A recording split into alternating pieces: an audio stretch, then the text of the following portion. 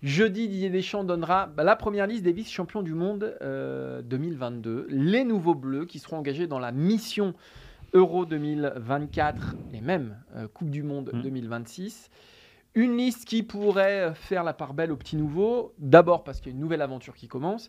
Et ensuite parce qu'il y a eu 4 retraites internationales et non des moindres. Karim Benzema, Hugo Lloris, Steve Mandanda et Raphaël Varane. Alors on s'est amusé à essayer de chercher les petits nouveaux qui pourraient animer les débats et qui pourraient s'installer surtout dans ce groupe-là.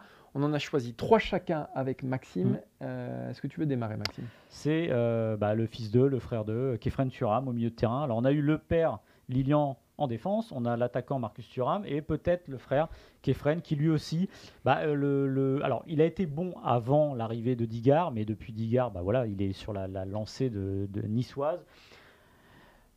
Le milieu de terrain est un chantier plus ouvert que la défense, parce que notamment dans l'axe, pour Jean-Claire Todibo, il y a moins de place à prendre. Mais sur le milieu, on sent que Kanté ne sera pas là. Pogba, ça me paraît difficile. Qu'il y a des choses à reconstruire au milieu de terrain, parce qu'évidemment, Griezmann ne va pas rester milieu de terrain, je ne pense pas, toute sa vie.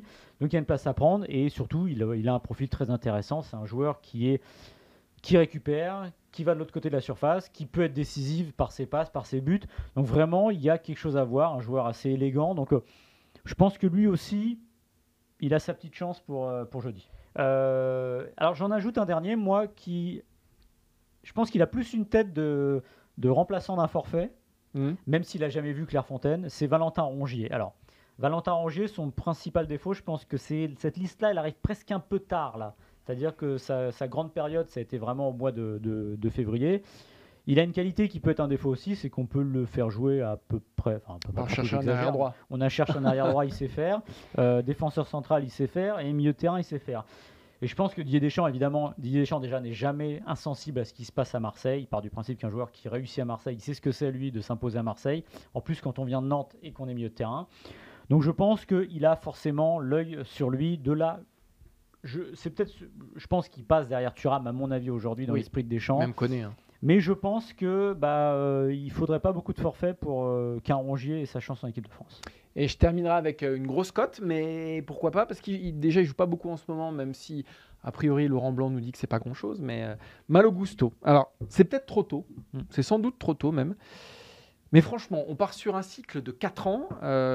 Il s'est engagé avec Chelsea et je pense que c'est le seul défenseur droit de formation. J'insiste de formation parce qu'effectivement, Koundé joue à droite, mais c'est un central avant tout. Français qui jouera dans un grand club européen. Donc, faussons avec lui, lançons le projet Gusto 2026 parce que de toute façon, il n'y a personne à droite.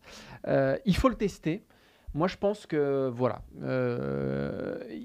Il n'y a pas de grand risque à prendre à tester un Malo Gusto. Oui, il est sans doute peut-être un peu tendre, c'est sans doute un petit peu tôt, mais je me dis qu'on a un profil, là on tient un vrai profil d'arrière droit et même de piston droit, même plus encore de piston droit. Donc